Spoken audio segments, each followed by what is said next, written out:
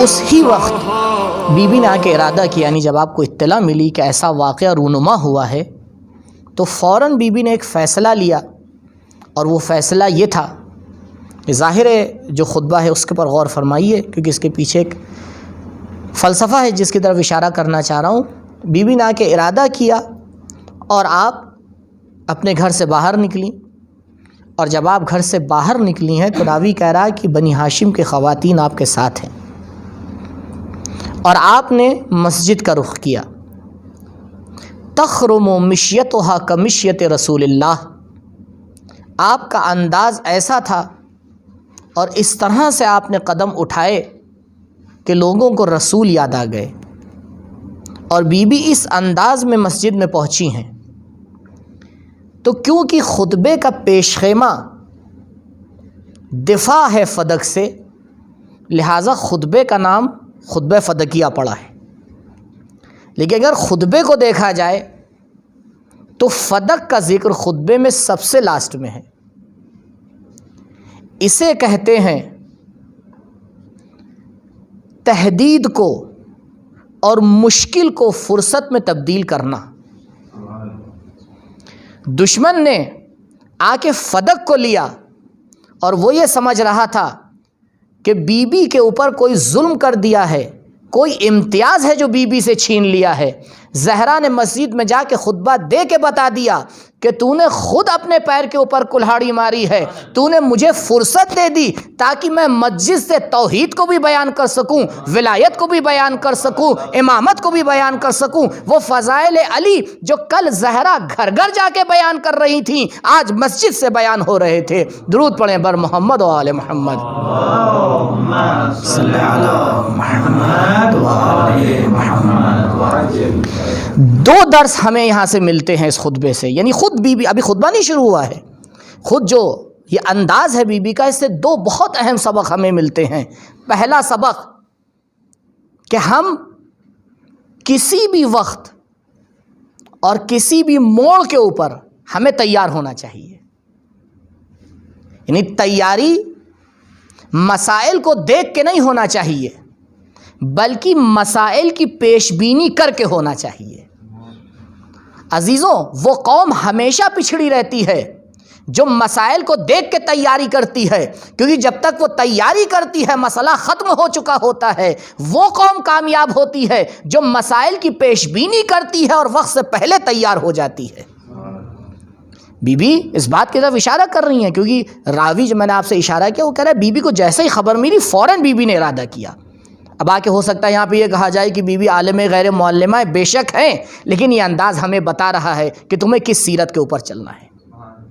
یہ پہلا درس۔ اور دوسرا درس یہ ہے کہ دیکھو جب بھی مشکلات میں پڑنا، مشکل کو مشکل نہ سمجھنا بلکہ ہم سے سیکھو کہ کیسے مشکل کو آ کر مشکل میں ڈال کے اسے جاودہ بنایا جاتا ہے۔ ہم سے سیکھو کہ ہم کس طرح سے آ کے ظالم کیا سمجھ رہا ہے، تاریخ کیا کرنا چاہ رہی ہے، لوگ کیا ہمارے ساتھ برتاؤ کرنا چاہ رہے ہیں، وہ ایک مسئلہ ہے، لیکن ہم اس کو کیسے موڑ دیتے ہیں یہ ہم تمہیں سکھائیں گے۔ سیرت اہل بیت علیہم الصلاۃ والسلام میں یہ نقطہ آپ کو ہر جگہ ملے گا، جہاں بھی آپ جا کے ہاتھ رکھیں وہ آپ کو یہی نقطہ ملے گا کہ سامنے والا آ کے اہل بیت علیہم السلام کے لیے کوئی مشکل ایجاد کرنا چاہ رہا ہے، آپ سے کوئی امتیاز لینا چاہ رہا ہے۔ اہل بیت جس انداز میں آ کے جواب دیتے ہیں وہ باطل کا قتل ہو جاتا ہے، وہ انداز بیان عجیب ہوتا ہے۔ تو ٹھیک ہے کہ عنوان خطبہ خطبہ فدقیہ ہے، لیکن فوراً بی بی نے آ کے یہ سمجھا کہ اب مجھے ایک موقع ملا ہے۔ اور آپ دیکھیں صرف یہ بی بی نے آ کے کام انجام نہیں دیا، میں بھی سند کے حوالے سے ایک تھوڑی سی روشنی ڈالوں گا، بلکہ یہ اپنی نسل کو بھی سکھایا، یہ نسل کو بھی سکھایا۔ بالکل یہی انداز ہے ثانیہ زہرا سلام اللہ علیہا کا۔ کب؟ جب آپ کوفے میں داخل ہوتی ہیں، بی بی کوفے میں داخل ہوتی ہیں، بی بی کو مدینہ یاد آتا ہے، زہرا کا کردار زینب کو یاد آتا ہے۔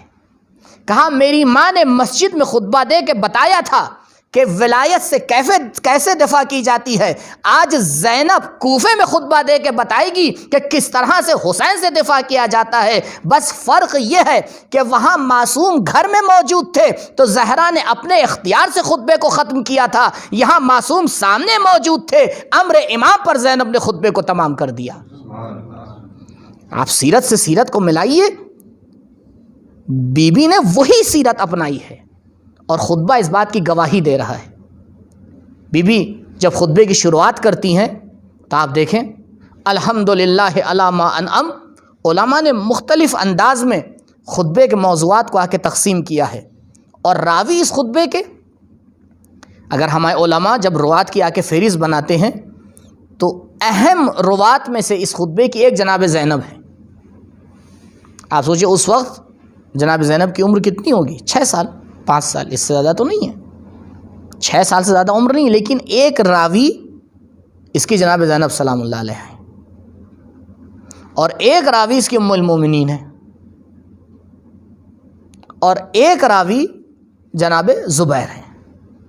یہ 2-3 شخصیتیں ہیں جو اہم ہیں اس خطبے کو روایت کرنے والی۔ اور اس کے بعد آپ کو جناب حسن مصنع ہیں، جناب زید ابن علی ہیں جو فرقہ زیدیہ جن سے منسوب ہے، یہ اس روات کے اہم لوگ ہیں۔ حتیٰ امام محمد باقر علیہ السلام صلی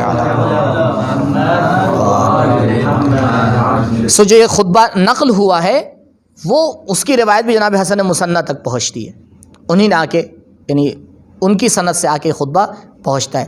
تو آپ دیکھیں روات میں سے خود ایک جناب زینب ہے، اس کا مطلب یہ کہ بی بی بھی مسجد میں موجود تھیں، بی بی بھی ساتھ میں گئی تھیں، کیونکہ ظاہر خطبہ اسی بات کو بیان کر رہا ہے۔ علماء اہل سنت نے مثلا جناب عمر کہالہ ہیں ایک اہل سنت کے رائٹر، انہی نے بلاغات النساء نام کی ایک کتاب لکھی ہے، اور اس میں آگے اس پورے خطبے کو نقل کیا، جیسے ہماری کتابوں میں موجود ہے، شیعہ کتابوں میں تو آپ تقریباً آپ روایت کی جتنی کتابیں اٹھائیں گے کہیں نہ کہیں آپ کو پورا خطبہ بہت آسانی سے مل جائے گا، لیکن اہل سنت کی کتابوں میں بھی آپ کو یہ ملے گا۔ ابن ابی الحدید نے آ کے اس کو پورا نقل کیا۔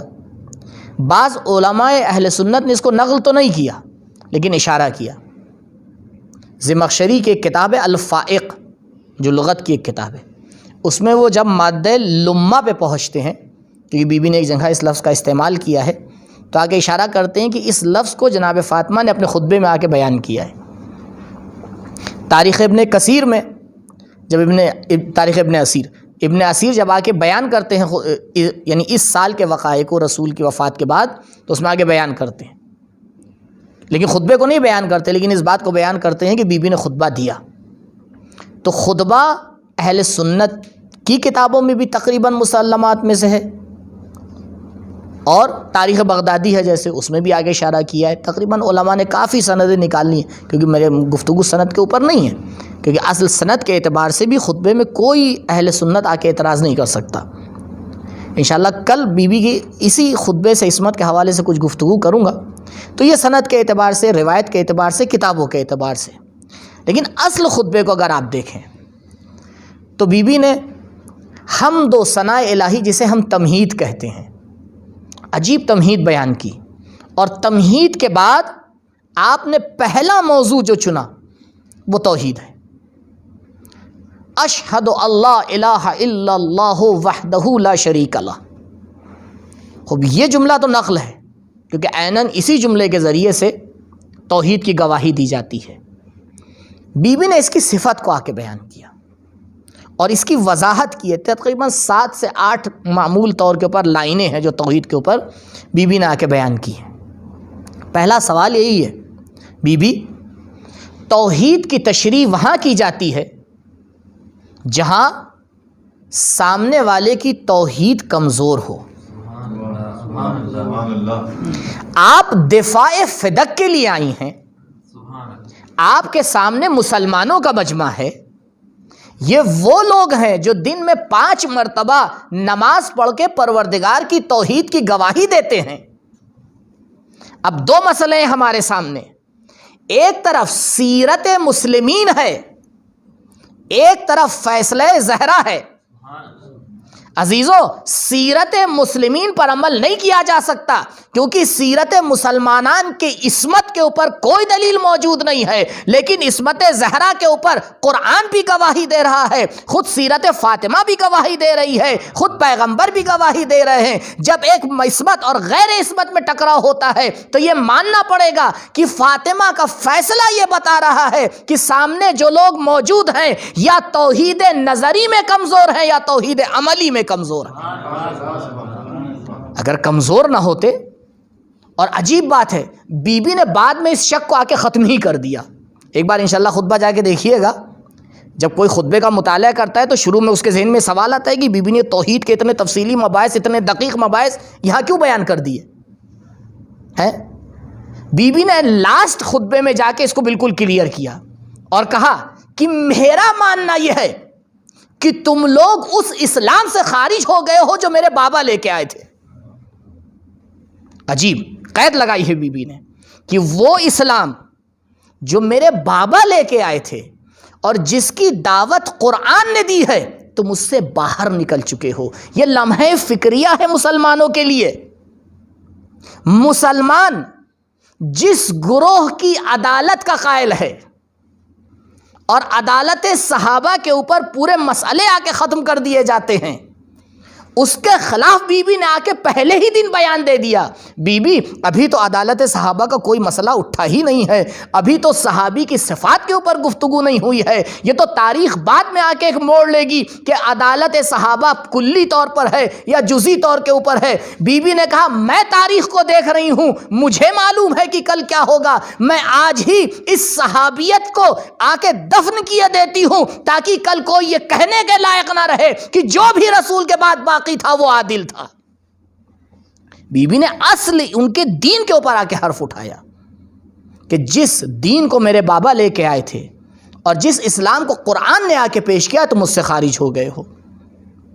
لیکن بی بی جو مطالب آپ بیان کر رہی ہیں اس کے سمجھنے والے آپ کے مخاطبین میں چند لوگ ہیں۔ ایک شخص جو وہاں پہ موجود جناب سلمان ہے، چلیے ٹھیک ہے جناب سلمان، لیکن بی بی کا مخاطب جناب سلمان ہے ہی نہیں۔ بی بی کے جو مخاطب ہیں وہاں پر مسجد میں، ان میں اتنی حیثیت نہیں تھی کہ وہ بی بی کے کلام کو سمجھ سکے۔ تو بی بی نے پھر کس کے لیے کلام کیا ہے؟ کہا تم قرآن کو بھول گئے؟ سورہ مبارک حدید کی جب آیات نازل ہوئیں، جناب صدر المطلعین اسفار کی پہلی جلد کے آخر میں آ کے اس حدیث کو نقل کرتے ہیں کہ جب سورہ مبارک حدید کی آخری آیت نازل ہوئیں اور اس میں توحید کا ذکر ہوا تو رسول نے آ کے کہا کہ یہ آیات تمہارے لیے نہیں ہیں، یہ آیات تمہارے لیے نہیں ہیں، بلکہ یہ آیات ان لوگوں کے لیے ہیں جو اس زمانے کے آخر میں اس دنیا میں آئیں گے۔ پروردگار ان کے لیے غیبت کو ظاہر بنا دے گا، وہ ایمان میں اس درجے کے اوپر فائز ہوں گے کہ حجت خدا ان کے درمیان نہیں ہوگی، لیکن ان کا عمل ایسا ہوگا کہ جیسے کہ حجت ان کے درمیان ہے۔ اور پروردگار نے ان لوگوں کو نظر میں رکھ کے قرآن کی ان آیات کو نازل کیا ہے، کیونکہ قرآن صرف تمہارے لیے نہیں ہے، قرآن قیامت تک کے لیے حجت ہے۔ اسی سیرت کو اپنایا ہے جناب فاطمہ زہرا سلام اللہ علیہا نے، کہا دیکھو میں جو بھی بیان کر رہی ہوں وہ صرف آج کی تاریخ کے لیے نہیں بیان کر رہی ہوں، بلکہ قیامت تک آنے والے انسانوں کے لیے بیان کر رہی ہوں۔ بیان آج ہوگا، تشریح بعد میں کی جائے گی۔ بیان آج ہوگا لیکن اس میں جو باریکیاں موجود ہیں وہ بعد میں تمہاری سمجھ میں آئیں گی۔ اس لیے توحید کے مباحث کو بی بی نے آ کے سب سے پہلے چھیڑا۔ اور پہلے شاید جب یہاں غدیر کے حوالے سے گفتگو ہو رہی تھی تو میں نے بات آپ کی خدمت میں عرض کی تھی، اس بات کو عرض کیا تھا، لیکن دوبارہ اس کو بیان کرنا ضروری ہے۔ کیوں؟ کیونکہ ایک مسئلہ ہمارے لیے ہمیشہ ہم اس سے آ کے درگیر رہتے ہیں، اور خصوصاً طلاب تو بہت زیادہ، وہ یہ کہ علم کی سیر، غور فرمائیے گا کیونکہ اس کا توحید سے سیدھا ربط ہے، علم کی سیر صعودی ہے یا نزولی ہے؟ اور آپ علماء کی کتابیں اٹھا کے دیکھیں تو ہر ایک کوئی اپنے اعتبار سے بیان کرتا ہے، اور اکثر کا اس بات کے اوپر آپ کو اتفاق ملے گا کہ علم کی سیر صعودی ہے کہ بھائی نیچے سے تو انسان شروع کرتا ہے نا، پہلے دن تو آگے جو ہے وہ اس کو کفایہ نہیں تھما دی جاتی، طالب علم کو کہا جاتا ہے پہلے کفایہ نہیں تھمائی جائے گی، پہلے ہدایت تھمائی جائے گی، پہلے اس کو پورا کریے، پھر اس کے اوپر جائیے، پھر اس کے اوپر جائیے، اس کے اوپر جائیے۔ تو کہا جاتا ہے کہ علم کی سیر صعودی ہے، نیچے سے دھیرے دھیرے سیڑھیاں ہیں، اوپر چڑھتے چلے جائیے، انشاءاللہ ایک وقت آئے گا کہ آپ خدا سے جا ملیں گے۔ وہ علمی حوالے سے تو کوئی ملے نہ ملے، وہ روحی اعتبار سے وہ آخر میں جا کے مل جاتا ہے، وہ الگ بات ہے کہ خود قرآن کہہ رہا ہے انکا قادح الی ربک قدحا فملاقی، آخر میں تو خیر پروردگار سے ملاقات کرنا ہی ہے۔ لیکن دوسری طرف ایک بڑا سا فرقہ ہے علماء کا، وہ کہتے ہیں نہیں، علم کی سیر نزولی ہے، علم اوپر سے نیچے کی طرف چلتا ہے۔ اب دیکھیں آپ علم کو اگر 3 درجوں میں بانٹیے، سب سے اہم علم توحید، اس کے بعد علم رسالت، اور اس کے بعد علم ولایت اور امامت۔ اور ابھی آپ کتابوں کو اگر دیکھیں گے اٹھا کے تو ہندوستان میں جو معرکۃ الآراء مباحث آپ کو ملیں گے اور لمبی لمبی چوڑی تفصیلی کتابیں ملیں گی، وہ کس موضوع پہ ملیں گی آپ کو؟ سب امامت کے اوپر ہیں، یا اثبات امامت میں ہے یا رد خلافت میں ہے۔ ایک سوال یہاں پر ابھی ہے جس کا جواب ہم نہیں دے پائے، اتنی محنتوں کے بعد مسئلہ کیوں حل نہیں ہوا؟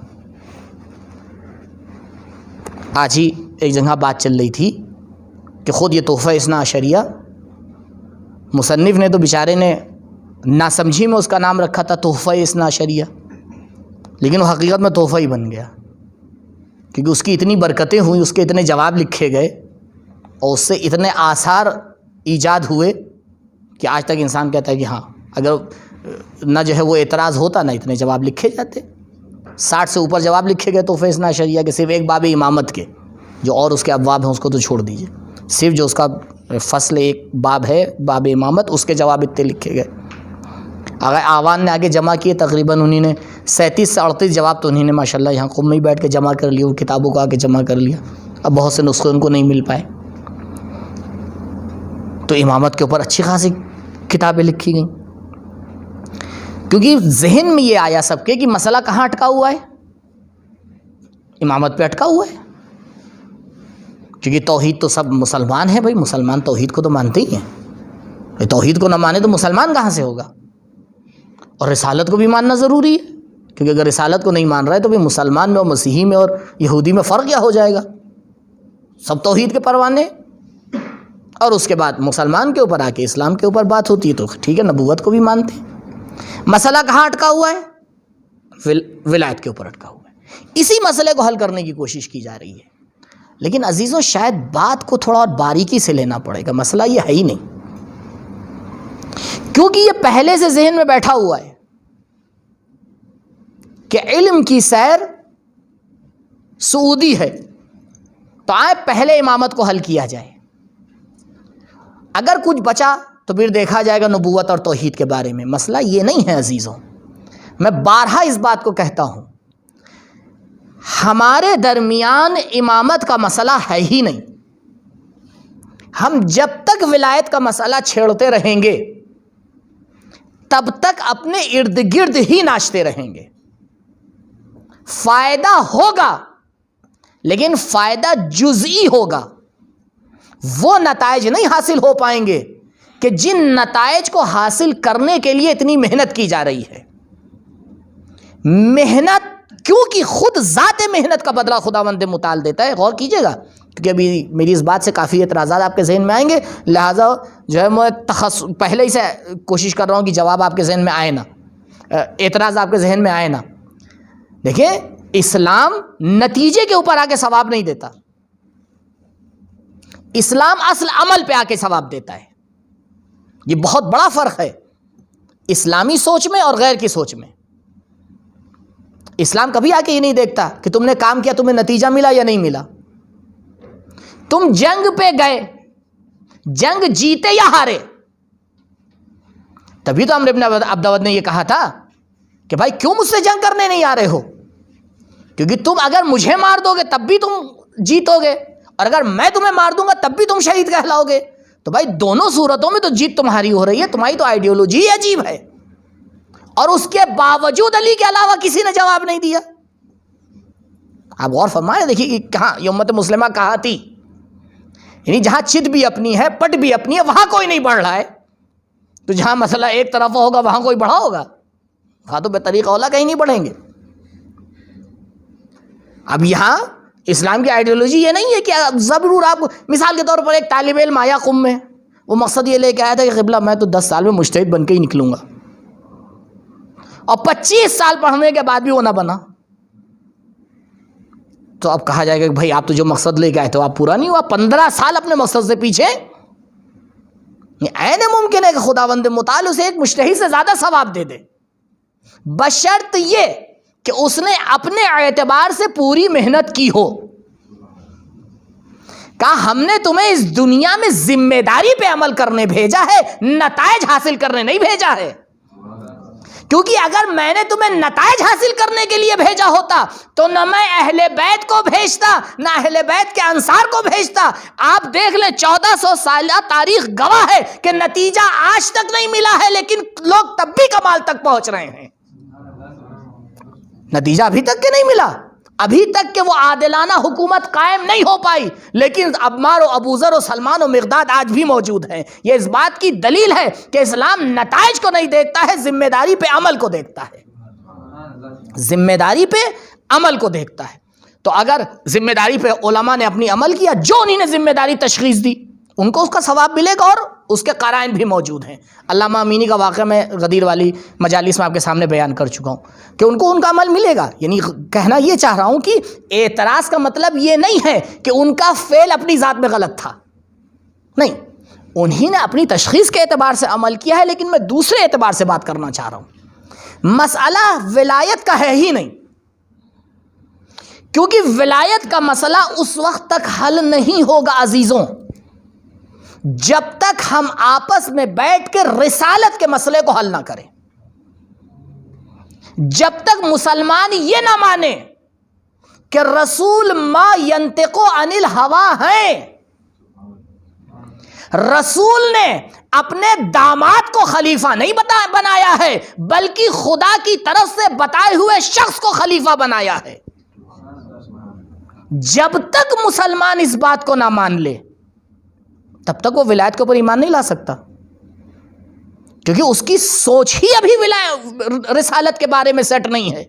وہ تو یہ مانے بیٹھا ہوا ہے کہ رسول نے اپنے بعد کسی کو، عجیب بات ہے، وہ اپنا گھر اکیلا چھوڑ کے نہیں جاتا ہے، چابی پڑوسی کو دے کے جاتا ہے، اور رسول ایسے ہی دنیا سے رخصت فرما گئے، کسی کو کوئی باغ ڈور نہ دے کے گئے، یعنی اپنی ذات سے نیچے رسول کو لا کے قرار دے دیتا ہے۔ تو مسئلہ اصل رسول کی شناخت میں ہے، اور آپ آ کے کہیے گا کہ ٹھیک ہے تو پھر رسالت کے اوپر گفتگو شروع کی جائے، بے شک ہمارے درمیان رسالت کے اوپر گفتگو ہونا چاہیے، لیکن پھر بھی مسئلہ حل نہیں ہوگا۔ کیوں؟ کیونکہ آپ یہ ادبیات میں نقطہ بہت اچھی طرح سے پڑھ چکے ہیں کہ مضاف کی معرفت مضاف الیہ کی وجہ سے ہوتی ہے۔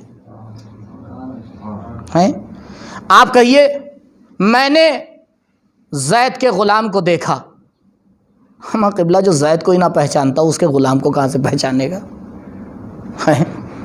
تو مسئلہ یہ ہوتا ہے، کیونکہ یہ بھی ادبیات میں انشاءاللہ حل کیجئے گا کہ یہ مضاف الیہ سے کسب تعریف کیسے کر لیتا ہے، ہر جگہ تھوڑی کرتا ہے، کوئی عہد ہونا چاہیے، کوئی مسئلہ روشن ہونا چاہیے تب ہوتی ہے، ہر جگہ تھوڑی ہوتی ہے کسب تعریف ہو گئی بس معرفی کی طرف۔ بھائی مضاف الیہ معرفہ ہو تو جب مضاف الیہ معرفہ ہی نہیں ہے مخاطب کے لیے تو وہ مضاف کو کہاں سے سمجھے گا؟ آپ بتائیے، محالات میں سے سمجھ جائے۔ آپ آئیے رسالت کو سمجھانے چلیے، میں تو ڈنکے کی چوٹ پہ کہتا ہوں کہ ہم رسول کو مانتے ہی نہیں ہیں، ہم نے تو پہلے ہی دن طے کر لیا کہ ہم رسول کو نہیں مانیں گے، کیونکہ ہم جب مانیں گے تو رسول کو نہیں مانیں گے، ہم رسول اللہ کو مانیں گے۔ بڑا فرق ہوتا ہے رسول پہ گفتگو کرنا اور رسول اللہ پہ گفتگو کرنا. جب رسول پہ گفتگو ہوتی ہے تو محمد مصطفیٰ پہ گفتگو ہوتی ہے، لیکن جب رسول اللہ پہ گفتگو ہوتی ہے تو پہلے توحید پہ گفتگو ہوتی ہے، پھر نبوت پہ گفتگو ہوتی ہے. درود پڑھے بر محمد و آل محمد.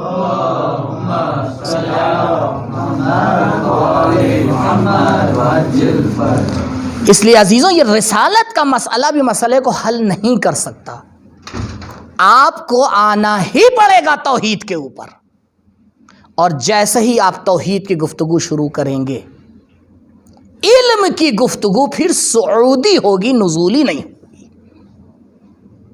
اسی لیے مولا نے آ کے فرمایا اور علماء نے کتاب میں آ کے لکھ دیا، اول الدین معرفت الجبار وآخرہ تفویض الامر الیہ. ابتدا یہاں سے ہوتی ہے علم کی. اس کا مطلب یہ ہے کہ جب تک کہ اس حوضے میں ہم نے توحید کی گفتگو شروع نہیں کی ہے تو یہ نہ سمجھیے گا کہ علم حاصل کیا جا رہا ہے، بلکہ اپنے آپ کو علم حاصل کرنے کے لیے تیار کیا جا رہا ہے. علم حاصل کرنے کے لیے تیار ہونا الگ مسئلہ ہے، علم حاصل کرنے کا مسئلہ الگ ہے. اگر توحید حل ہو جائے نبوت خود حل ہوتی ہے، نبوت حل ہو جائے امامت اور ولایت خود بخود حل ہو جاتی ہے.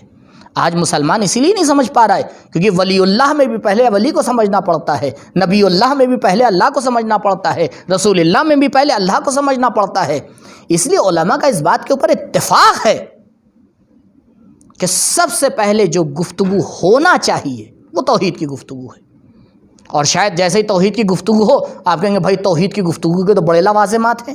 نہیں، اس پہ بھی غور فرمائیے. ایسا ہے ہی نہیں، ایسا ہے ہی نہیں کہ توحید کی گفتگو کے لیے کسی مقدمے کی ضرورت ہو. اگر توحید کے مقدمے کے لیے کسی مقدمے کی ضرورت ہوتی تو 27 رجب کو نبی آ کے آواز نہ دیتے قولوا لا الہ الا اللہ تفلحوا.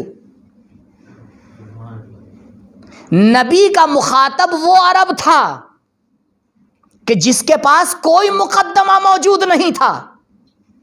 رسول نے 13 سال مکے میں صرف توحید کی دعوت دی ہے. نبوت کے مسائل اور حجاب کے مسائل اور نماز کے مسائل اور حج کے مسائل یہ سب مدنی ہے. کون سا اس میں مسئلہ جو ہے وہ مکی ہے؟ 13 سال مکے میں جو بیان ہوئی ہے وہ کیا چیز ہے؟ وہ توحید. اور ادھر جو 10 سال بیان ہوا ہے اس میں بھی ایک بڑا حصہ کس کا ہے؟ توحید. ہمیں نہیں سمجھ میں آتا کہ ہم جا کہاں رہے ہیں. رسول اپنا پورا فوکس توحید پہ کر رہے ہیں.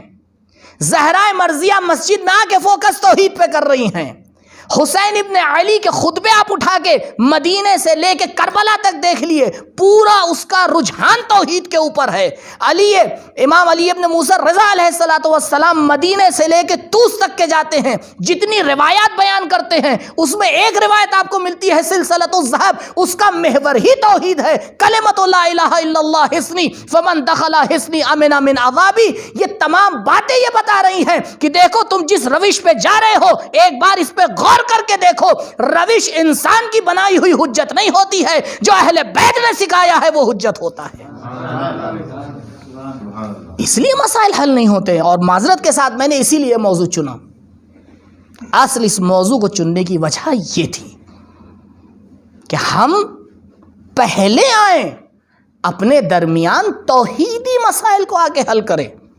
عزیزوں یقین مانیے اصل اور اصول توحید کو سمجھنے کے لیے نہ کسی قرآن کی آیت کی ضرورت ہے، نہ کسی روایت کی ضرورت ہے، نہیں تو دور مسرح لازم آئے گا. کیوں؟ کیونکہ اسلام کی ساری بنیادیں ٹکی ہوئی ہیں توحید پر، اور اگر توحید کسی چیز پہ ٹک جائے تو دور ہو جائے گا. کیسے ممکن ہے؟ حجیت قرآن کس پہ ٹکی ہے؟ حجیت کلام معصوم کس پہ ٹکا ہے؟ نبوت کس پہ ٹکی ہے؟ مسائل نبوت کس پہ ٹکے ہیں؟ قیامت کس پہ ٹکی ہے؟ ہر اسلام کا مسئلہ باواسطہ یا بغیر واسطہ یا چند واسطے کے ساتھ اگر ختم ہوتا ہے تو توحید پہ ختم ہوتا ہے. توحید ایک مسئلے کے اوپر ٹکی ہوئی ہے، وہ ہے دل کا پاک ہونا. غور فرمائیے گا، میں نتیجے تک آ رہا ہوں. توحید فقط ایک مسئلے کے اوپر ٹکی ہوئی ہے. وہ مسئلہ کیا ہے؟ کہ انسان کٹ حجتی سے کام نہ لے، بلکہ خالی الذہن آئے اور آنے کے بعد صحیح سے غور کرے کہ توحید ہے کیا. مسائل حل ہو جاتے ہیں، مسائل حل ہو جاتے ہیں. اسی لیے بعرض معذرت عوام کے جوانوں کو توحید سمجھانا آسان ہے، پڑھے لکھوں کو توحید سمجھانا بڑا مشکل ہے. یہ میرا ذاتی تجربہ ہے. کیوں؟ کیونکہ وہ ایسی زمین ہوتی ہے جس میں ابھی تک کوئی درخت نہیں لگا ہے. جو بیج ڈالا جاتا ہے بڑی خوبصورتی سے نکل آتا ہے. اب یہ تو ہمارا اور آپ کا کمال ہونا چاہیے کہ اس سے پہلے کہ جیسے 8ویں امام نے فرمایا کہ اس سے پہلے کہ ہمارے جوانوں کو دوسرے جا کے مسخر کر لیں، ہمیں ان کے اوپر کام کرنا چاہیے. لیکن جب ذہن میں اصطلاحات اور ادھر ادھر کی باتیں آ کے بھر جاتی ہیں تو اس سے پہلے کہ انسان کا کلام منعقد ہو، دسیوں اعتراض کھڑے ہوتے. تو سوچنے کا موقع ملتا ہی کب ہے عزیزوں؟ تو توحید کو سمجھنے کے لیے ایک صرف شرط ہے، اور وہ شرط کیا ہے؟ کہ انسان اپنے دل کو خالی رکھے، خالی الذہن ہو کے آئے. جب خالی الذہن ہو کے آتا ہے، بغیر کسی اعتراض کے آتا ہے، تو سیدھی سیدھی بات سمجھ میں آتی ہے کہ ہاں خدا کا ایک ہونا ضروری ہے، خدا کا واجب ہونا ضروری ہے، وحدہ لا شریک ہونا ضروری ہے، اس کا کوئی مثل نہیں ہو سکتا، اس کا کوئی شریک نہیں ہو سکتا. یہ ساری باتیں بڑی آسانی سے سمجھ میں آتی ہیں اور کسی مثال کی ضرورت نہیں ہوتی، کسی مثال کی ضرورت نہیں ہوتی. صرف ایک مثال چاہیے ہوتی، وہ کیا؟ کہ انسان اپنے علم حضوری کی طرف توجہ کرے. یا آپ نے معرفت شناسی کے ابواب میں آگے بہت ہی مستدل طریقے سے پڑھا ہوگا کہ علم حضوری ذاتاً حجت ہے، کیونکہ اس میں خطا ہی نہیں ہوتی ہے. اور اگر آپ کے علم حضوری پہ کوئی آ کے اعتراض کرے تو آپ کیا کہتے ہیں؟ مثال کے طور پر آپ کو بھوک لگ رہی ہے اور کوئی آپ سے آ کے کہے، آپ نے کہا کہ بھائی بھوک لگ رہی ہے، کوئی آپ سے کہتے ہیں جھوٹ بول رہے ہو، اور اگر اس نے کہا تو یقین مانیے آپ اس سے لڑ پڑیں گے. کیا کہیں گے آپ اس سے؟ کہ تمہیں معلوم ہے یا مجھے معلوم ہے؟ یعنی عجیب خلقت پروردگار ہے. فطرتاً انسان آ کے ثابت کرتا ہے کہ علم حضوری میں واسطہ نہیں ہے، کیونکہ وہ آ کے اس بات کو ثابت کرتا ہے کہ بھائی میں خود اپنے آپ کو سمجھ رہا ہوں، تم کیسے آ کے اعتراض کر رہے ہو کہ مجھے بھوک لگ رہی ہے یا نہیں لگ رہی ہے. تو علم حضوری میں کسی طرح کا اعتراض قابل قبول ہوتا ہی نہیں ہے، حجت ہے علم حضوری. اور توحید کے مباحث کو سمجھنے کے لیے صرف ایک علم کی ضرورت ہے، وہ علم حضوری. اسی لیے میرے مولا نے فرمایا من عرف نفسہ فقط عرف ربہ. علم حضوری کی طرف مولا نے پلٹایا ہے، مولا نے کسی اور چیز کی طرف نہیں پلٹایا. کہ پروردگار کو پہچاننے کے لیے نہ اتنی موٹی کتابوں کی ضرورت ہے، نہ اتنے تفصیلی مباحث کی ضرورت ہے. ہاں جو ضرورت ہے وہ اس چیز کی ضرورت ہے کہ تمہیں اخلاص کے ساتھ اپنی نفس کی طرف توجہ کرنا چاہیے. اگر اخلاص کے ساتھ اور بغیر کسی تشکیک کے اپنی نفس کی طرف متوجہ ہو جاؤ گے، توحید بھی سمجھ میں آ جائے گی، توحید کے مباحث بھی سمجھ میں آ جائیں گے. میں ایک مثال دے رہا ہوں تاکہ بات اور واضح ہو جائے، کیونکہ بہرحال تھوڑا سا مجھے ہے اس بات کا خدشہ کہ شاید جو اصل اعتراضات ہے باقی رہ جائیں. دیکھیں، وجود کا مفہوم ہم اور آپ سب سمجھتے ہیں. ہر انسان، آپ کسی سے کہیے بھیا ہے، تو ہے کا معنی تو ہر کوئی سمجھتا ہے. کوئی آ کے ایسا نہیں آپ کو ملے گا جو آپ سے کہے کہ اچھا ہے یعنی کیا. ہستی اور نیستی کا معنی تو ہر انسان سمجھتا ہے. لیکن آپ ذرا ایک بار اس سے کہیے بھیا ذرا خود مجھ سے آپ اگر کہہ دیجیے تو میں بھی یہاں پہ لڑکھڑا جاؤں گا.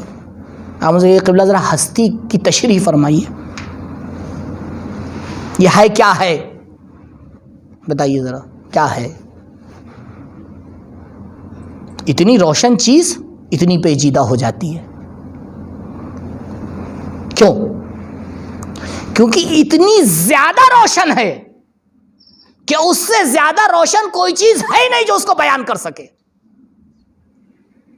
مسئلہ متکلم میں نہیں ہے، مسئلہ خود مسئلے میں ہے.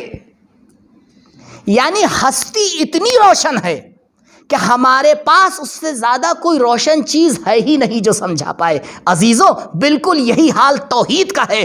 توحید کو سمجھانے کے لیے غیر توحید کا استعمال کیا ہی نہیں جا سکتا ہے، کیونکہ توحید فطری ہے، توحید ہر انسان کے لیے روشن ہے، بس اس کی وضاحت کرنا پڑتی ہے. اگر توحید سے زیادہ کوئی چیز روشن ہو جائے گی تو توحید اس کے اوپر موقوف ہو جائے گی. یہ محالات عقلیہ میں سے ہے. توحید روشن ترین مباحث میں سے ہے، اور اس کے اوپر غور فرمائیے گا، اور میں بالکل اعتماد کے ساتھ اس بحث کو آپ کے سامنے پیش کر رہا ہوں. سب سے زیادہ وہ آپ نبوت کو میں دو چار مثالیں دے لوں تاکہ بات اور آواز ہو جائے. آپ نبوت کی مثالیں چھیڑیں، کیا ہوگا؟ آپ کو نبوت سے پہلے کس کو ثابت کرنا پڑے گا؟ ہے اللہ کو ثابت کرنا پڑے گا. بغیر اللہ کو کیا آپ نبوت کی بحث کیسے کر سکتے ہیں؟ آپ خلقت کے مباحث کو چھیڑیے، اللہ کو پہلے ثابت کرنا پڑے گا. آپ دنیا کا کوئی مسئلہ چھیڑیے، آپ کو با واسطہ یا بلا واسطہ توحید کو چھیڑنا ہی پڑے گا. تو ہم کیوں آج تک اس مسئلے میں آگے غور نہیں کر پائے؟ ادھر ادھر کے مسائل میں الجھے ہوئے ہیں، لیکن جو اصل مسئلہ ہے اس کو چھوڑ رکھا ہے. توحید کو سمجھنے کے لیے ایک شرط ہے بس، انسان لجوج نہ ہو، کٹ حجتی نہ کرے، زبردستی کے لیے پھنسائے نہ. ہم لوگ کی اصطلاح میں جو کہتے ہیں نا، ہاں اچھا ایسے نہیں ہوا تو ایسے کیوں ہوا؟ تو بھائی اگر سوال برائے سوال کرنا چاہ رہے ہو تو خدا حافظ، اور اگر سمجھنا چاہ رہے ہو تو مسئلہ 2 2 4 کی طرح روشن ہے، کیونکہ جو علم حضوری تمہارے پاس ہے وہ ہمارے پاس بھی ہے. اب اس سے زیادہ روشن کسی کے پاس، یعنی ہر انسان کا وجود اس کے لیے دلیل ہے، کہیں اور سے آنے کی ضرورت ہے ہی نہیں. اسی لیے کہا گیا کہ بہت زیادہ غور کرو، غور کرنا ہی خود عبادت ہے. اور اس روایت میں بھی آپ نے دیکھا کہ جو اختلاف آپ کو ملتا ہے کہ کبھی کہا جاتا ہے کہ تفکر ساعۃ افضل من عبادت السنہ، کبھی تفکر ساعۃ افضل من 70 سنہ، کبھی تفکر ساعۃ افضل من سنتین. تو یہ کون سی بات ہو؟ تفکر ساعت سے مراد یہاں پہ لمحہ، یہ 1 گھنٹے کی 60 منٹ والی گھڑی نہیں ہے. اور شاید آپ نے دیکھا کہ نئی تحقیق آئی ہے کہ زمین تیز چلنے لگی ہے. عجیب عجیب تحقیقات سامنے آ رہی ہیں. زمین جو ہے وہ تیز چلنے لگی ہے. اب جب زمین تیز چلنے لگی ہے تو ہمارے جو گھنٹے ہیں اس کے ساتھ میچ نہیں کر رہے ہیں. تب سائنٹسٹ حضرات کا کہنا یہ ہے کہ آپ ہر منٹ میں سے 1 سیکنڈ کم کریے. اب ہر منٹ ہو جانا چاہیے کتنا؟ 59 سیکنڈ کا. تو ٹھیک ہے بھئی، تب جو ہے وہ آپ کے 24 گھنٹے اس کے ساتھ زمین کی گردش کے ساتھ میچ ہوں گے، تب سیٹ ہوں گے. تو کہا تفکر ساعۃ، یعنی 1 لمحہ بیٹھ کے سوچنا، یہ 1 سال کی عبادت سے افضل ہے. کیسے ممکن ہے؟ کہا بالکل ممکن ہے. مسئلہ یہ ہے کہ دیکھنا یہ ہے کہ سوچ کس ٹاپک پہ رہے ہو. اگر کسی توحیدی مسئلے پہ سوچ رہے ہو اور تم نے اصل توحید کو 1 لمحہ تفکر کے ساتھ حل کر لیا تو تمہاری 70 سالہ عمر سدھر جائے گی. یہ 70 سالہ عمر کی ضمانت کی باگڈور ٹکی ہوئی ہے تمہارے ایک تفکر کے اوپر. نہ تم تفکر کرو گے نہ یہ مسائل حل ہوں گے. اسی لیے اسلام نے سب سے زیادہ تاکید کی کہ غور و فکر کرو، کیونکہ غور و فکر کے ذریعے سے عقیدے چینج ہوتے ہیں. جب عقائد بدلتے ہیں تو عمل میں سدھار آتا ہے، جب عمل میں سدھار آتا ہے تو انسان کمال تک کے جاتا ہے. درود پڑھیں بر محمد و آل محمد.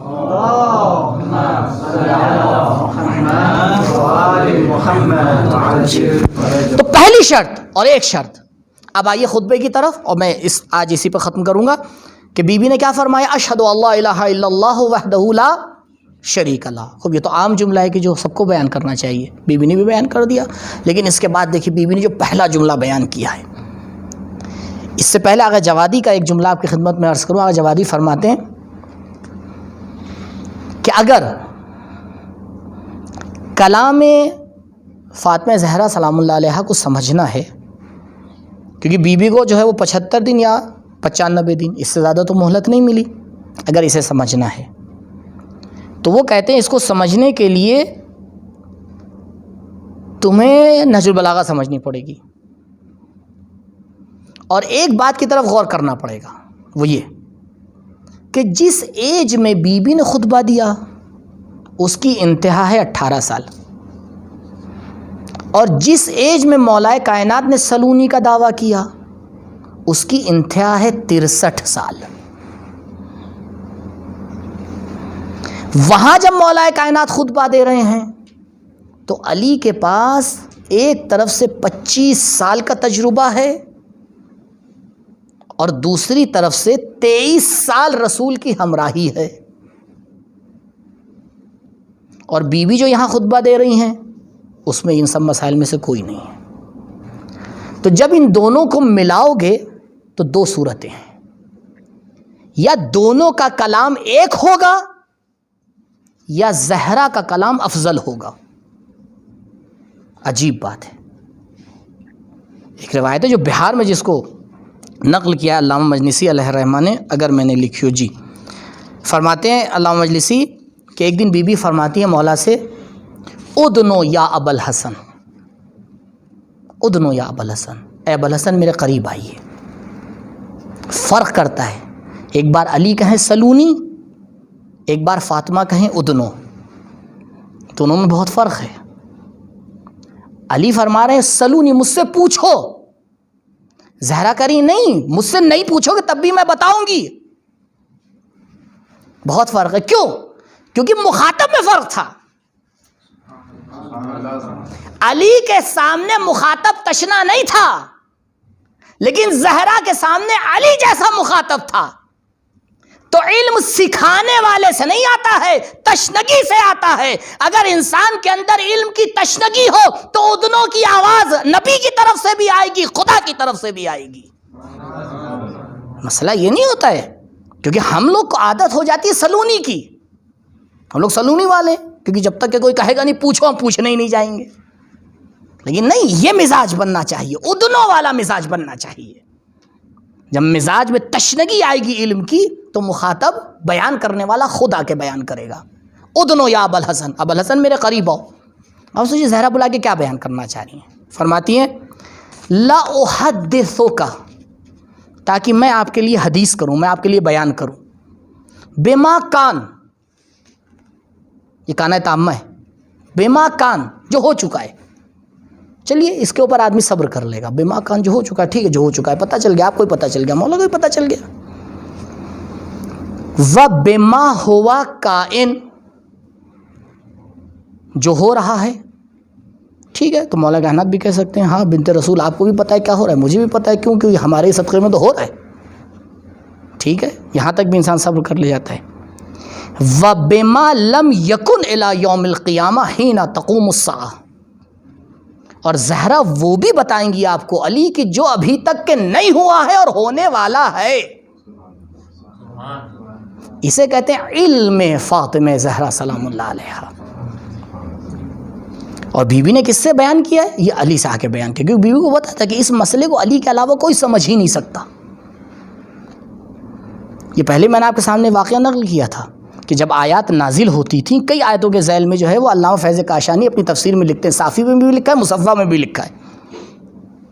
وہ لکھتے ہیں علامہ فیض کاشانی عظیم شخصیت ہیں، یعنی اتنا عبور ہے ان کو روایات کے اوپر کہ انہوں نے کتب اربع کو آ کے منظم کیا ہے ایک کتاب میں، کتاب شافی میں، ایک کتاب میں آ کے، یعنی اصول کافی اور جو کتب اربع ہیں سب کو آ کے منظم کر کے ایک کتاب لکھی ہے، تو اس میں جو مکرر روایات ہیں اس کو حذف کر دیا ہے اور ایک کتاب آ کے بنا دی ہے۔ تقریباً 28 جلد وہ کتاب بنی اور خود اس کی بعض جگہ روایات کی تشریح بھی کی ہے۔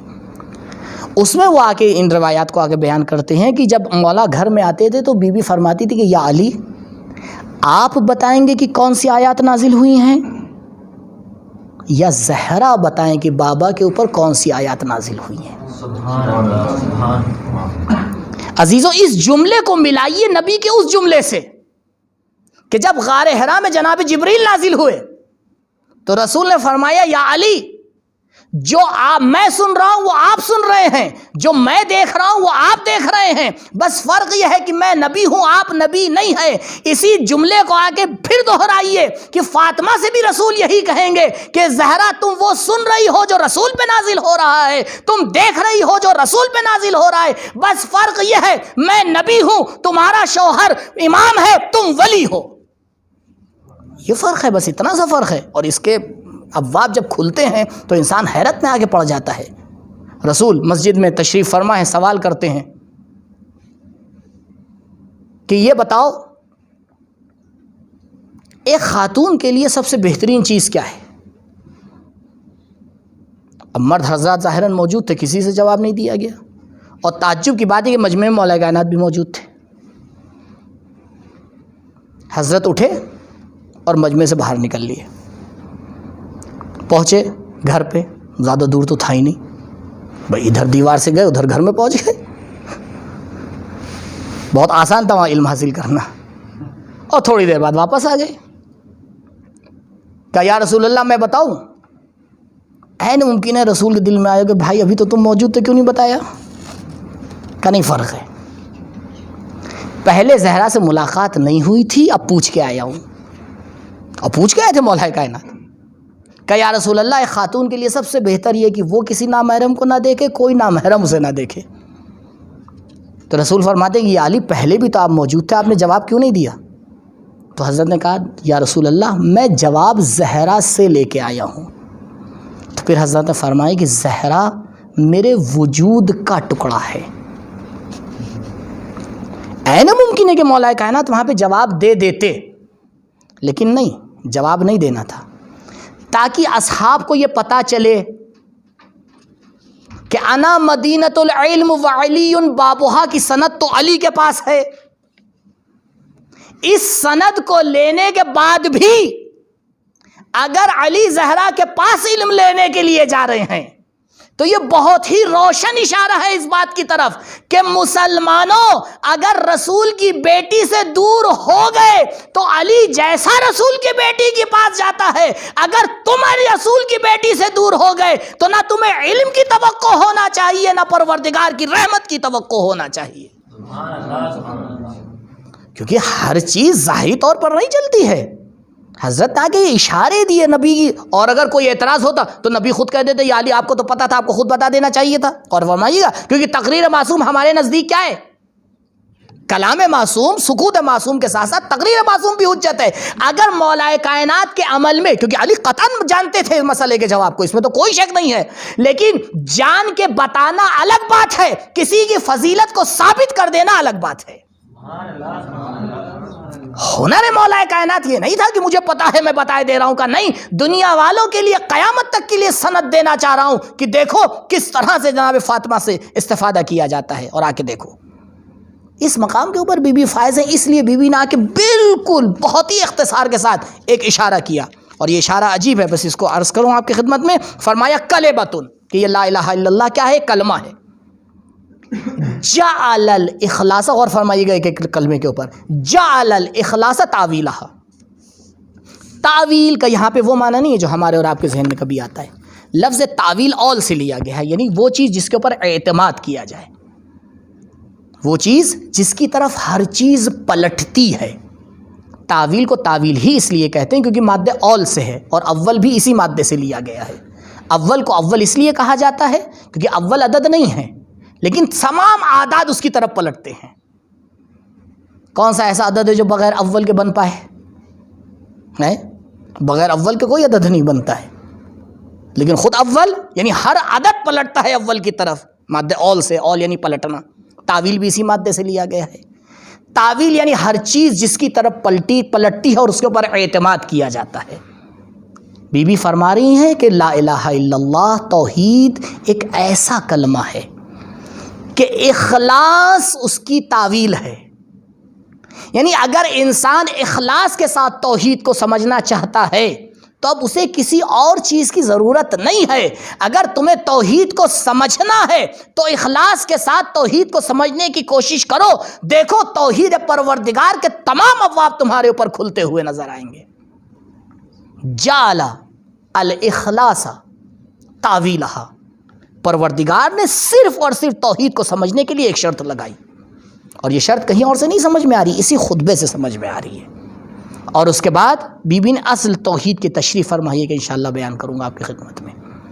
तो बीबी ने इस बात के ऊपर इसीलिए हाथ रखा। देखिए शुरुआत बुझ गया अल्लाहुम्मा अल्हम्दुलिल्लाह अला मा अनअम व लहु शुक्र अला मा अलहम, गरचे वो भी तौहीद के ही मबाइस हैं, लेकिन उसको मैंने आपके सामने अर्ज़ नहीं किया, यहाँ से शुरू किया, क्योंकि यहाँ पे ख़ुद बीबी ने शहादत दी, अशहदु अल्ला इलाहा इल्लल्लाह, यहाँ से असल खुतबा, क्योंकि वो तमहीदिया कलमात थे, यहाँ से असल खुतबा बीबी का शुरू हुआ। 7-8 लाइनें से ज़्यादा नहीं है तौहीद के बारे में, लेकिन जितनी भी शुरू हैं, खुसूसन आगा ज़ंजानी की शरह आप उठा के देख लिया, आगा मकारी में भी इसके ऊपर कुछ लिखा है, जब भी आप जाके देखेंगे यहीं पर सबसे ज़्यादा मसाइल आके पेश किए जाते हैं, बयान किए जाते हैं, क्योंकि इसके बाद वाली बातें तो सब इसी की तरफ पलट रही हैं। लेकिन ज़हरा के सामने वो मुखातब नहीं थे कि जो उस वक़्त समझ पाते कि बीबी ने आके तौहीद को क्यों इखलास के ऊपर आके टिका दिया है। इंसान जब किसी मसले में दिफा करने आगे बढ़ता है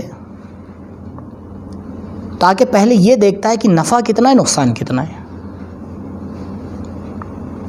अगर उसको दिफा करना है, कहीं देखिए ये आम माना में लफ्ज़ दिफा इस्तेमाल कर रहा हूँ, मिसाल के तौर पर 2 लोग आपस में कुछ बातचीत कर रहे हैं, अब इंसान चाहता है बीच में आगे बढ़ के बोले, तो इससे पहले वो आके हिसाब किताब लगाता है। बहुत ही परवरदिगार ने फितरी तौर पर ये ताकत दी है इंसान को हिसाब किताब करने की। हत्ता बाज़ जो है मनातिक़ा ने इंसान की तारीफ़ ही यही कर दी है कि मौजूद हिसाबगर कौन है? इंसान है। बहुत ज़्यादा हिसाब किताब, वो मिज़दाक़ में ख़ता कर जाए वो अलग बात है, लेकिन हमेशा से हिसाब किताब लगाता है अपने हिसाब से। शैतान भी सही हिसाब किताब लगाता है उसके लिए, वो अलग स्टाइल से लगाता है, हम अलग स्टाइल से। तो वो हिसाब किताब एक अजीब फितरी इंसान की कैफियत है। तो आता है हिसाब किताब लगाता है कि यहाँ मुझे फ़ायदा क्या होगा बोलने का, चुप रहने का नुकसान क्या होगा। फिर उसको आके तोलता है, देखता है यहाँ बोलूँगा फ़ायदा है, चुप रहूँगा तो क्या है। फिर आगे देखता है जिधर जो फैसला टिकता है वो आके कर देता है। और अगर तराजू का पल्ला दोनों तरफ बराबर रहा तो मुश्किल का आगे 2-4 हो जाता है। अब उसकी समझ में नहीं आता कि क्या करना है यहाँ पे। इस हालत को कहते हैं परेशानी। इसी हालत को क्या कहा जाता है? परेशानी। कि फैसला इंसान नहीं ले पाए कि करना क्या है, और अगर वो फैसला ले लेता है आप देखिए कितना खुश होता है, बड़ा सुकून हो गया, क्या हुआ, हाँ भैया फैसला। लेकिन कब तक? जब तक ये पता न चले कि फैसला गलत था। तो ये इंसान की फितरत है। आप बताएं, अगर इंसान दीन के लिए कुर्बानी देना चाहता है, इसी तरह आगे बढ़ता है या नहीं बढ़ता? आके वो हिसाब किताब को लगाता है कि मैं इतना पैसा दीन की राह में दे दूंगा, जो बाकी बचा उससे मेरा घर चल जाएगा, दे देता है। मैं यहाँ पे 4 बातें सुन लूँगा, मसला नहीं है, 4 बातें सुनने के बाद भी ठीक है, अपनी ज़िंदगी आगे बढ़ जाएगी। इसे जज्बे दिफा अज़ दीन नहीं कहते, इसे तिजारत कहते हैं। अहले बैत अलैहिमुस्सलातु वस्सलाम की ज़िंदगी में जो नुक्ता है दर्स आमोज़ और इबरत आमोज़, वो ये है कि अहले बैत जब दीन से आके दिफा करते हैं तो बग़ैर किसी हिसाब और किताब के करते हैं। ला नुरीदो मिनकुम जज़ाअन वला शुकूरा।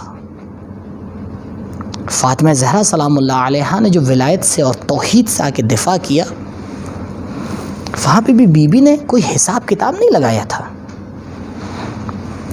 बीबी ने ये हिसाब नहीं लगाया था कि ज़हरा दिफा करेंगी तो क्या बचेगा, क्या मिलेगा, क्या होगा, नहीं। सिर्फ एक चीज़ को नज़र में रखा, वो ये कि परवरदिगार की तौहीद बच जाए, अली की विलायत बच जाए। कहा बीबी अगर ये होना है तो फिर मोहसिन को कुर्बान करना पड़ेगा। अगर ये होना है तो अली के गले में रस्म देखना पड़ेगी। अगर ये होना है तो आपको घर से बाहर निकलना पड़ेगा।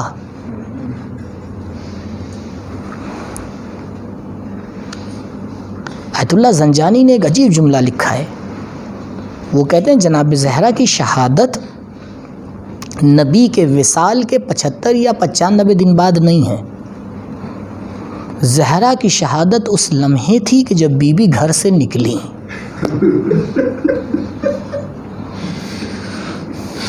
کیوں؟ کہ اس کی دلیل ثانی زہرا کا ایک جملہ ہے. کربلا میں جب زینب نے پوچھا سید سجاد یہ بتاؤ کہ جل کے راکھ ہو جائے یا بے پردہ باہر نکلے، یعنی مسئلہ کلیئر نہیں تھا جناب زینب کے لیے، کیونکہ بی بی یہ دیکھ رہی تھی کہ ایک بنی ہاشم کی خاتون کا اس طرح سے خیمے سے باہر نکلنا اس کی شہادت سے زیادہ بڑا ہے. تو بی بی نے آ کے فیصلہ معصوم امام کے اوپر چھوڑ دیا کہ سید سجاد تم فیصلہ لے لو.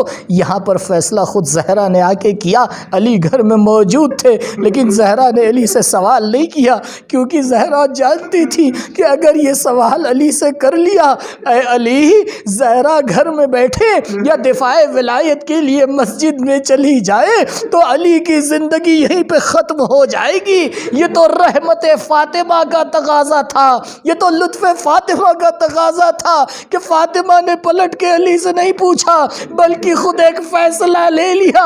اللہ اکبر. بی بی کی شہادت کہاں اسی دن ہو گئی کہ جب زہرا اپنے گھر سے باہر نکلی ہے. اللہ اکبر. عزیزو غور فرمائیے، جب راحتیں زیادہ ہو گئیں، آخری وقت ہے، بی بی نے آ کے وصیت کی اور وصیت کرنے کے بعد وصیت کو علی کے حوالے کیا. کہا یا علی زہرا وصیت کر رہی ہے کفنی باللیل دفنی باللیل وحنتنی باللیل. یا علی دیکھو زہرا کا جو بھی کام ہے وہ رات کی تاریکی میں انجام دینا. عزیزو بس اس بات کی طرف وہ آپ کو لانا چاہ رہا تھا کہ زہرا نے اپنے مرنے کے بعد بھی سب کچھ آ کے فدا کر دیا. ارے ہر انسان یہ چاہتا ہے کہ اس کا جنازہ بڑی شوکت سے اٹھایا جائے، اس کے جنازے میں زیادہ سے زیادہ لوگ آ کے نماز پڑھیں. لوگ وصیت کرتے ہیں فلاں صاحب میرے جنازے پہ نماز پڑھیں، لوگ وصیت کرتے ہیں فلاں جگہ مجھے دفن کیا جائے. زہرا نے اپنی تشریح کو بھی آ کے قربان کر دیا، زہرا نے اپنی تدفین کو بھی آ کے قربان کر دیا، زہرا نے اپنی نماز کو بھی آ کے قربان کر دیا. کہا دیکھو زہرا کو کچھ نہیں چاہیے، ارے رات کی تاریکی میں غسل دے دینا، رات کی تاریکی میں تشییع کر دینا، رات کی تاریکی میں دفن کر دینا، تاکہ دنیا والوں کے سامنے ایک سوال قائم رہے کہ ارے رسول کی اکلوتی بیٹی جب اس دنیا سے گئی تو تاریخ کے ورق سفید کیوں نظر آ رہے ہیں؟ ارے کچھ تلاش کرنے سے ملتا کیوں نہیں؟ جب مدینے والوں نے دوسرے دن بقیع کا حال دیکھا تو ایک طرح کی 40 قبریں بنی ہوئی ہیں. اب مدینے والے پریشان ہیں، ارے یہ کیا ہو گیا؟ زہرا ہمارے درمیان سے چلی گئی، ہمیں معلوم نہ ہوا. جزاکم اللہ خیر الجزا. آزادارو غور فرمائیے، کیا توحید کا مجسم نمونہ ہے صدیقہ کبریٰ سلام اللہ علیہا. بی بی اس دنیا سے رخصت ہونا چاہتی ہیں، اسما کو بلاتی ہیں، اسما دیکھو میں اپنے حجرے میں جا رہی ہوں، جب تک تسبیح کی آواز آتی رہے، جب تک تحلیل کی آواز آتی رہے سمجھ لینا کہ زہرا زندہ ہے. عجیب سیرت ہے بی بی کی. آپ نے دیکھا ہوگا جب کوئی اس دنیا سے جا رہا ہوتا ہے تو اس کے رشتہ داروں کو جمع کیا جاتا ہے، اولاد کو جمع کیا جاتا ہے، جلدی سے بلایا جاتا ہے، ارے آؤ فلاں کی روح قفس عنصری سے پرواز کرنے والی ہے. لیکن زہرا نے طریقہ ہی بدل دیا، علی کو مسجد میں بھیجا، حسن و حسین کو علی کے حوالے کر دیا، زینب و ام کلثوم کو بنی ہاشم کی خواتین کے پاس بھیج دیا. اب گھر میں زہرا ہے، اسما ہے، اسما کو بھی اجازت نہیں دی، اکیلے حجرے میں زہرا موجود ہے. بتانا یہ چاہتی ہے کہ زہرا صرف خطبے میں توحید بیان نہیں کرتی، عمل میں بھی بھی توحید کا پیکر ہے. ارے جب خدا سے ملاقات کرنا ہے تو جتنے بھی عزیز ہیں انہیں اپنے آپ سے دور کر کے بتا دیا کہ دیکھو جب خدا سے ملاقات ہوتی ہے تو تنہائی میں ملاقات ہوتی ہے. ارے حسین نے بھی ماں سے یہی سیکھا. جب دیکھا بہن تلے سے دیکھ رہی ہے. ایک مرتبہ حسین نے اپنی کونیوں کا سہارا لیا, سر کو بلند کیا, آنکھوں سے اشارہ کیا, زینب ابھی حسین زندہ ہے, خیمے میں چلی جاؤ. ادھر زینب کا قدم خیمے میں پہنچتا ہے, سیاہ دیا چلتی ہے, فرات کا پانی نیزوں اچھلتا ہے. سید سجاد ارے ذرا دیکھو کہیں قیامت تو نہیں آ گئی. خیمے کا پردہ ہٹا, بیٹے نے باپ کے سر کی زیارت کی. السلام علیکم یا ابا عبداللہ. پھوپھی اماں ہم یتیم ہو گئے, بابا شہید کر دیے گئے.